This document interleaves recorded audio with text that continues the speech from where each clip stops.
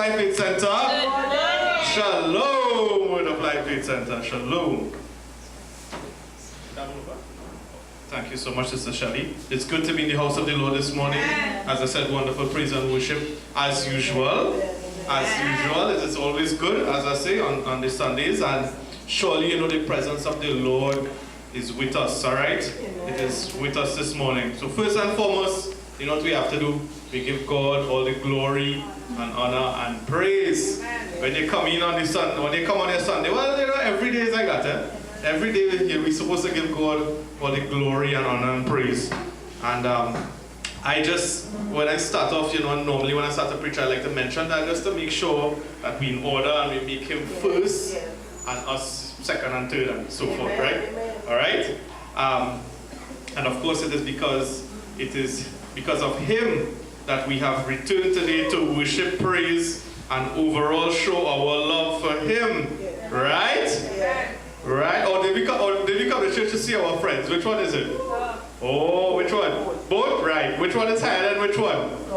God first, exactly. God first. And of course we love to see our brothers and sisters, our family in the Lord this morning as well too. I missed you all. I feel like I didn't see you all in a long time. I don't know. Last week we had the same amount of attendance. I try to remember. Like, I feel like I missed some all, you know. So those of you who I didn't see, I miss you all, right? And it's good to see you back in church as well too.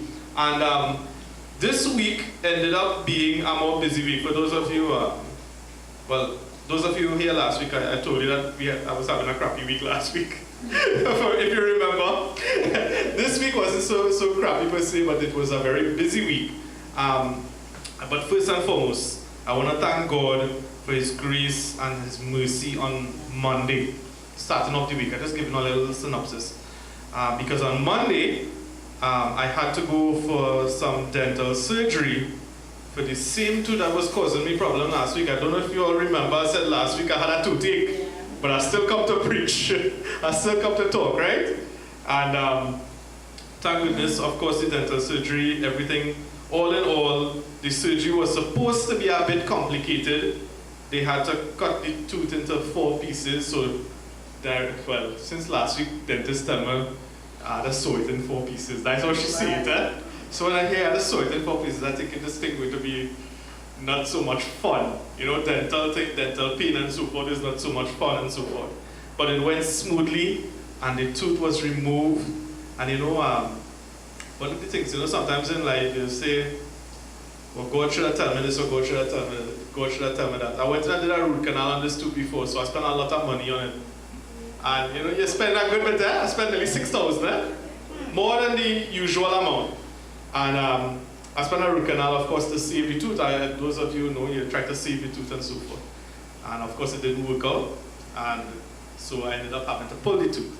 So the thing about it is that sometimes in life, you know, you might say, well, God should have told me this or God should have told me that. But sometimes in life, you have to go through the process in order to understand something a little more in life. You know, you have to understand your little imperfections as well. Eh? You know, if you look at me today, and this point is really not to look at me today. You don't look at the pastor and you say, well, the pastor is, you know, everything, he's going to know everything about you and that kind of thing. It's not always that way. God will lead the pastor or leader in a specific direction for a specific moment in time. But at the end of the day, He wants him to get the glory and not the pastor this morning, if you know what I mean. And so sometimes He doesn't say what He is doing, even to me. And in the same cases like that, because you'll say, well, God would have told me, don't do that, just pull the tooth out one time. But no, I had to go through the process. I had to go through this sort of challenge in life. And we talk about challenges because a lot of challenges come our way. Yeah. But thanks be to God for His goodness. It only takes a whopping 10 minutes for the tooth to come out. So that was really, really good. You know, sometimes in the dentist office, your jaw open for a whole hour, and they try to know how to get this thing out and do all this kind of thing. But I want to say, you know, it might look like something small. You might say, well, oh gosh, Pastor Rish, you might even say, Rish, that is a normal thing, you know. But really and truly, these are the little blessings sometimes that God give you, that a surgery could go straightforward and don't have any complications, and I didn't see no sewing thing, eh? All she take is pliers and pull it out. You take like a mechanic, you pull out with the pliers, but It was just like that. So it was very smooth, and to God be the glory. So this whole week, I had to be careful not to speak too much and so forth. So I might make up for it today the next 10 hours of preaching, right? Amen. All right, good. That's just a joke. That's just a joke. That's just a joke. I know Sister Shelley will get hungry by the next 15 minutes, right? All right. So no. We're not going on for 10 hours this morning, obviously. That's more than we sleep. This week also, I was also a bit concerned because one of our members were going to have a surgery. Those of you who know, I don't have to name it specifically, right? It's not really an announcement, but that member had to go through for surgery. And of course, we don't want any, you say I said concern, because I don't want my brothers and sisters, any of you all that may have to go through surgery, that something happens during surgery and so forth. So, you know what, that is always in the back of my mind when somebody, when that's a close person, and I would say that you all are the closest people to me. You all and family and God are the closest people to me. Even when I don't get a chance to speak to each and every one of you all, I want you to know that I do consider you, so I miss you all and so forth. If you don't hear from me, it doesn't mean that I don't consider you, all right? And so, right, so our sister had to, she had to go, as I say, go under the knife. But I am also thankful to Almighty God. So I'm thankful for my little surgery. I'm also thankful to Almighty God that that surgical procedure went according to plan and that all is well. Amen. So we have two things. It's like a testimony this morning. Yes. A boring testimony from your pastor, but that's all right. You'll bear with me, right? All right. So two things. God has been good to us as a family. And thirdly, I want to give God all the honor, glory, and praise for my family, and especially my mom. Where is she? She's in the back this morning. Especially my mom. I don't know if I told you, but under Almighty God, I have a left wing, and a right wing, and a middle wing. That's why I call them. My left wing is my wife, my right wing is my mother, and my other mother is my middle wing as well too. So I count them as, those are my support as well. I know that you all support me as well, but those are my closest support.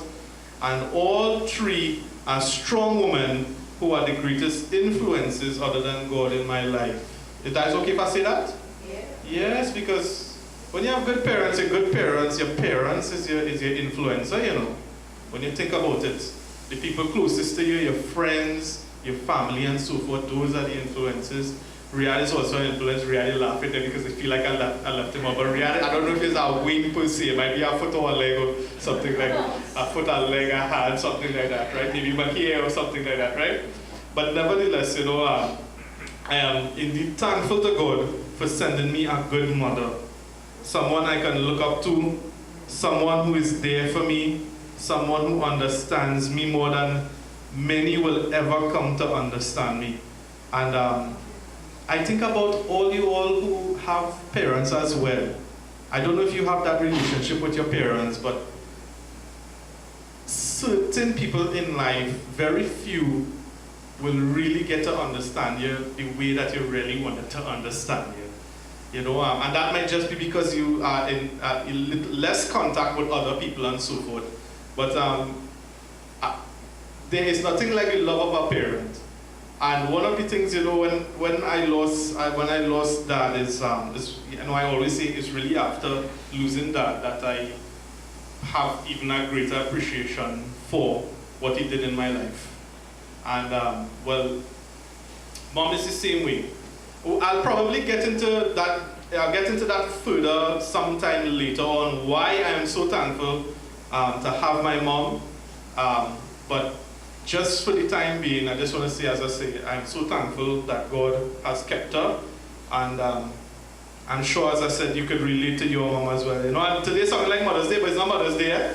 I just, have to give some credit to my mom as well, too, for being here for me. If it wasn't for that support, if it wasn't for the family support, being up here would have been even more difficult.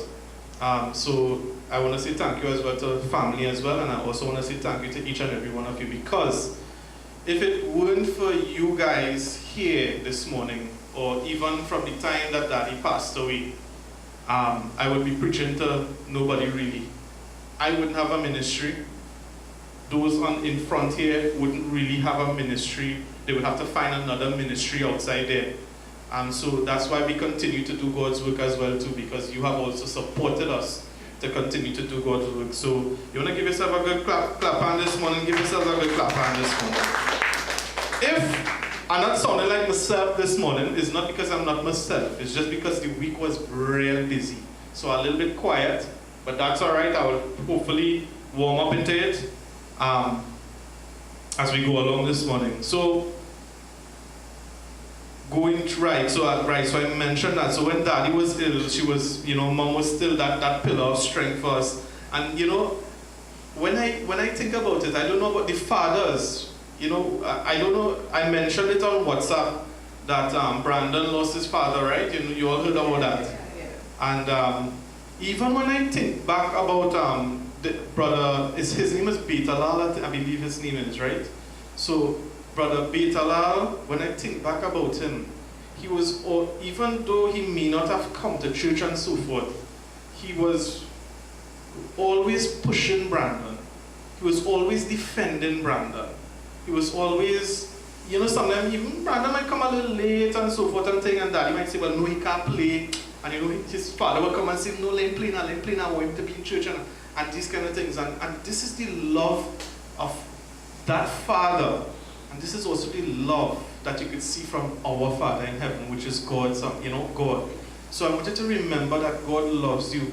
That sometimes you think that God mightn't be there for you, but God is there for you in ways that is sometimes hard to see, but it is there.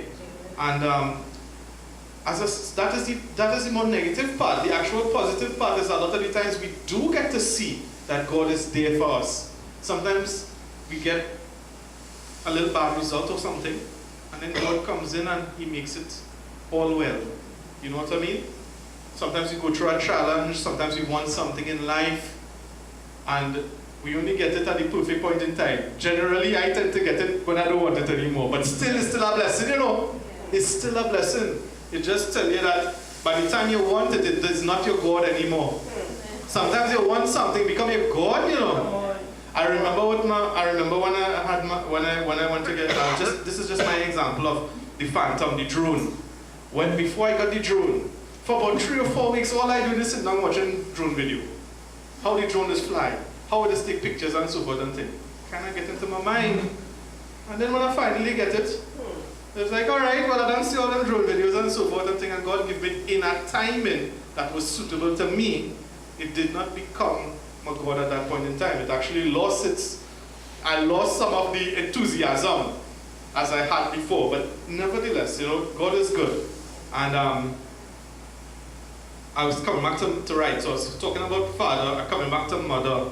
When Daddy was ill, even during that time, and I don't know if I told you all, I probably didn't, Mommy shielded us a lot from the strain of having a sick person at home. And it's only now I start to realize that, because she would have given a lot of that hidden time, or her resources, like time, which you don't really see. You don't see time per se, other than aging. But she spent a lot of time taking care of Daddy, and by doing that, in a way, we didn't have to take that burden on fully. We had to do things, and we went through strain. But I think that, when I look back at it, I know that Mom took 90% of that strain. I was working at the point in time, and Riyadh was, I can't remember what Riyadh was doing. Riyadh, you might have to tell her. But there was really, Mommy was kind of that buffer, that protection for us too. And so you see God in both your mother and your father. You see God working in them as well too. So I want to tell you, or remind you to try to appreciate your parents, especially if you have them here.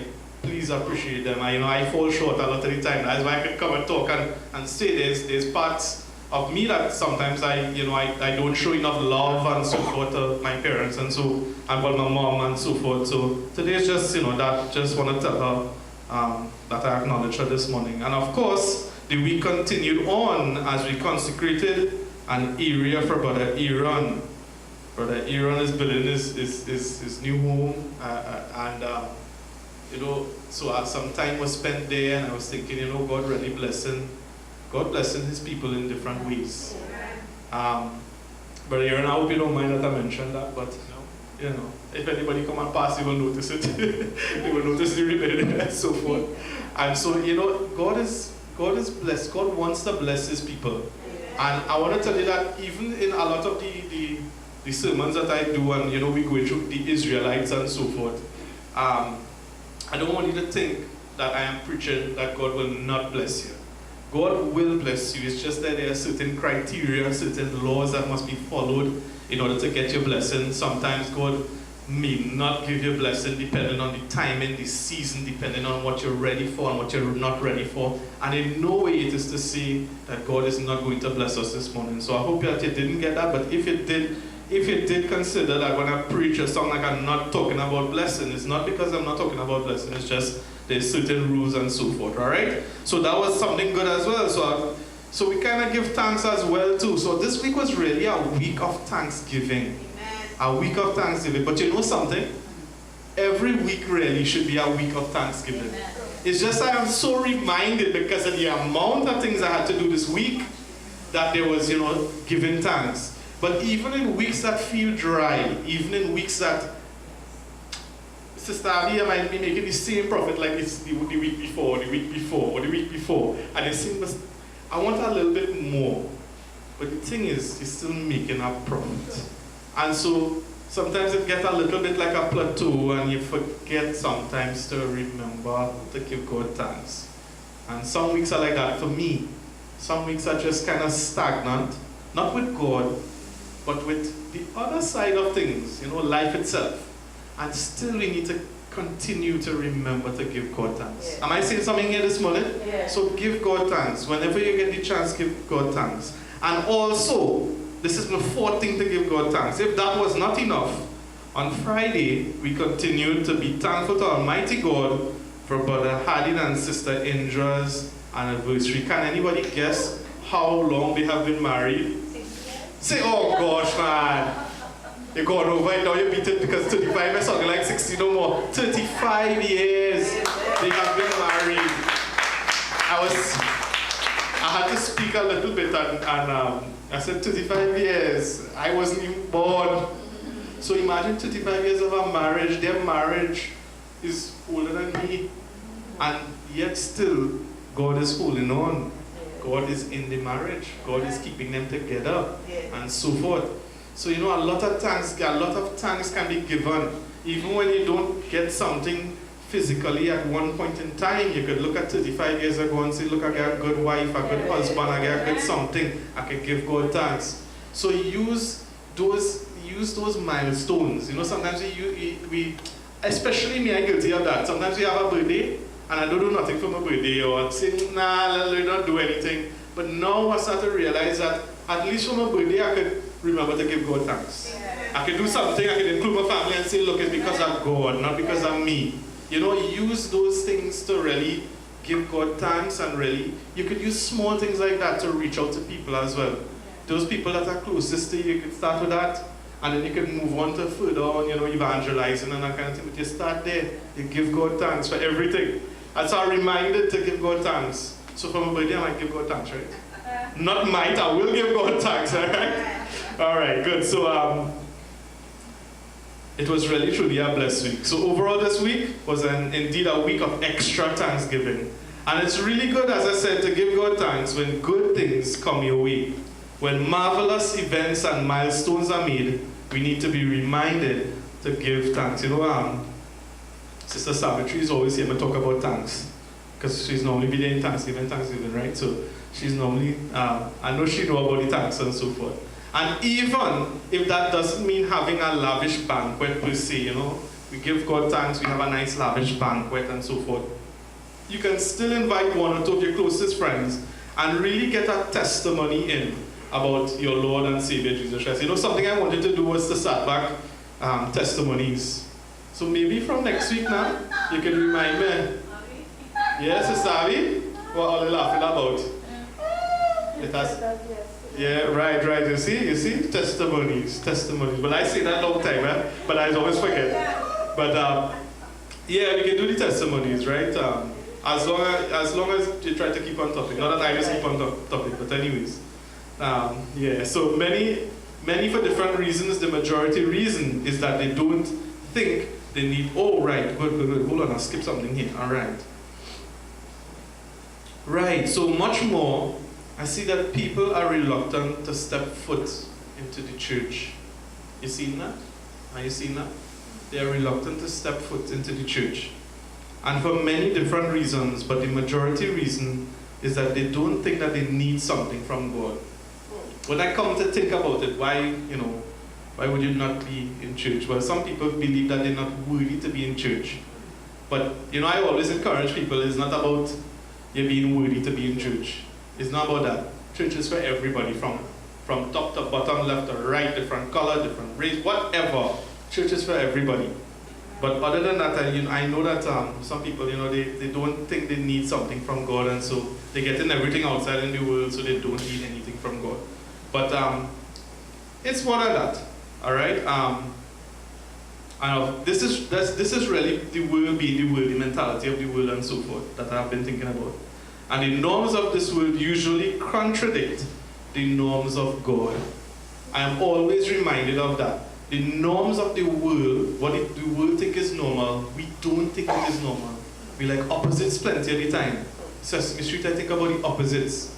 And I feel, a lot of the times I feel very, very opposite. But even as it becomes a challenge to get people to fill a church, I am reminded not to make it an excuse to encourage people in the Lord, not to make it an excuse to not encourage people in the Lord. In other words, if there is one or two people, that is enough to encourage people in the Lord. Don't think that because you might not be impacting on an entire, 100 people, that because you haven't impacted on one person, it doesn't matter. It matters. Every single one matters this morning. So you may not be, and I am not the biggest preacher outside there, but I know that God is working in the messages and that it is impacting on your life, and I trust that it is impacting positively on your life. So we will continue to do what we have to do. We'll just do it, right? We'll just do it. And I see that the leaders as well, they are just doing it, which is excellent. All right? And don't be discouraged. This is something else. Don't be discouraged if when you send your message forth, if people don't accept it or pick it up. Remember, everyone has their choice as well. Now, I am not separating myself. I'm not being hard. I'm not going to be hard-hearted about it. But, sometimes you get discouraged when we try to get somebody in church. We try to get them to love God. We try to get them to appreciate God and, really worship God and so forth. But, there's only so